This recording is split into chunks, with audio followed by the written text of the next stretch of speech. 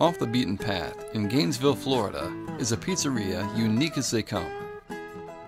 Satchel's Pizza features found object art such as this animated fountain and a '65 Ford Falcon van turned into a booth. Quirks such as a lost keys chandelier, left behind eyeglasses and cameras, garden hose ceilings, and other oddities keep customers lined up outside the door. And then like this is somebody's brought this in, it's their scratch and sniff collection. The adjoining gift shop, called Light and Salvage, offers souvenirs and knickknacks for people of all tastes. Satchel's Pizza is so popular, customers sometimes wait up to an hour and a half for service. What keeps them packed in night after night? It's not just the quirky decor or the live music, it's also the popular pizza. And it's all the brainchild of one man. This man, Satchel Raye. Satchel Raye is a junk collector and artist extraordinaire, and he has taken his restaurant from its humble beginnings to its status as a must-see attraction.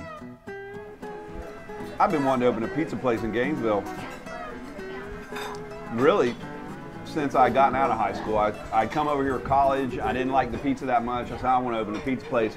But it wasn't until I'd kind of grown up and settled down and gotten married and had a kid, and I realized, like, I still want to do that pizza place that in Gainesville. They say restaurants location, location, location. Not our location is not ideal, but we have a good product and we have good service, and so people find us.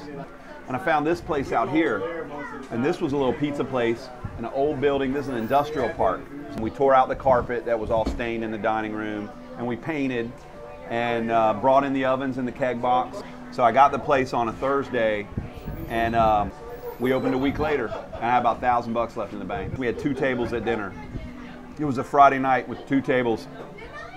I like to tell people, because now on a Friday night we have about 21 employees here, and we have 300 people coming through here with an hour and a half wait sometimes for a table. But I think you need all those hats as a restaurant person. You need to know the back of house, you need to know the front of house, you need to have some maintenance skills and how to fix stuff. So that just all came together. The stars just aligned, and that first week, that first day was slow, the next week was a little busier, and then just kept hiring people. And it's those same employees that inspire Satchel to have a unique business model that would give most restaurant managers the heebie-jeebies. We don't have anybody on a server wage. Everybody makes $10 an hour at least or more, and we split tips between everybody. And we do retirement accounts, and we do pay vacation. We have a lot of benefits for the employees, health benefits. So we get people that stay around. Everybody's splitting the tips. So the kitchen's helping run food, bus tables, everybody's doing something. You get a much more harmonious staff. Because I'm more interested in paying people well than I am in making more money, I just keep giving raises and giving more money. And then what happens is you end up with 50% labor costs. I don't know, I never went to business school. I don't know what like the profit margin's supposed to be or how the things are supposed to break down. So, I don't need a Ferrari. Satchel Raye has a natural instinct for marketing and branding that also serves to advertise his business. The bumper stickers were a hit right off the bat. We made some bumper stickers and put them out, and people put them on their car, and they're advertising for you right there. A lot of times it's just having other people's ideas help, but for me, I look through these little catalogs and I see products that I think are good. They're not expensive. We can sell them a little bit of a profit, but it's more like you're advertising and you're branding at the same time. And we have a store. Like, oh, there's this junky product like a Frisbee, and we'll call it Light and Salvage. But then we have these pint glasses that are nice, and we'll have satchels on. So we try to go back and forth and brand these 2 different entities. But to me, it's just fun. It's just something fun to do. But at its core, what matters most in any pizzeria is the pizza, which Satchel Raye takes very seriously. Say, look, I think a pizza is art. I want to make it crispy. I want to make it fresh. Kind of taking bits and pieces and saying, what makes a really good crust, Sauce to me is easy. I don't know why people seem to mess it up so much. Most of the times it's just sweet, but we spice it up. We put a lot of, basil and oregano and red pepper and black pepper. And this is an 18-inch pan, and the pizza is going to be 19 or 20 inches. On our 14-inch pan, it's going to be 16 inches. I tell them, I want it bigger than the pan. And then there's just coming up with toppings, and toppings is easy. I mean, we started with about 20. We've added like 10 over the years. Hey, let's do sun-dried tomatoes. People want that, you know. Or hey, let's do green olives. I do a lot of mandalas in my work. A mandala is like a symmetrical design that radiates from the center outwards. A lot of times they're circles or squares. So when I'm making a pizza, it's like making artwork to me. Along with its phenomenal success, Satchel's has faced its share of tribulations. A fire gutted the kitchen earlier this year.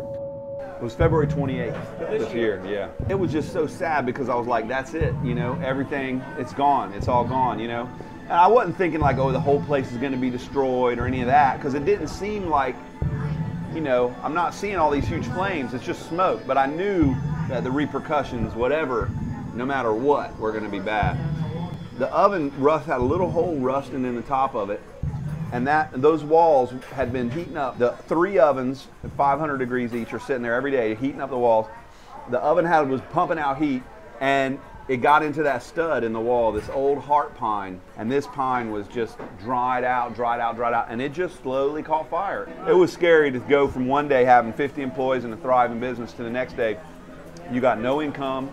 We felt like, well, we got insurance, it's gonna, you know, we'll be all right. What the employees are the ones that are really gonna have a rough time of it. And it came up, and my wife said, you know, we do something for employees. And so I said to the general manager, look into that. We're trying to figure out what a good goal would be, and we decided we would try to raise $20,000.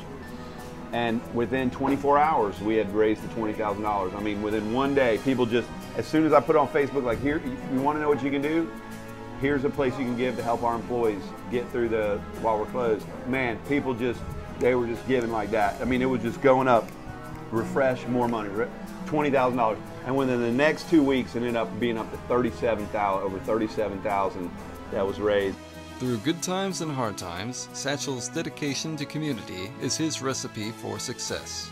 Those are the important things. Have a community place where people in the community can listen to music, show their artwork, have a good time. And have a good meal, and also have a place where the staff can buy a house and raise a family and, you know, be proud to work there, and not just like, oh, I'm working here until I can get a job doing something else. You know, I'm just a happy guy, so I like what I do. I like that we're busy. I like that people like it. I like that people have a good time. If you're ever in Gainesville, Florida, stop by Satchel's and give him a visit. He'll be happy to see you.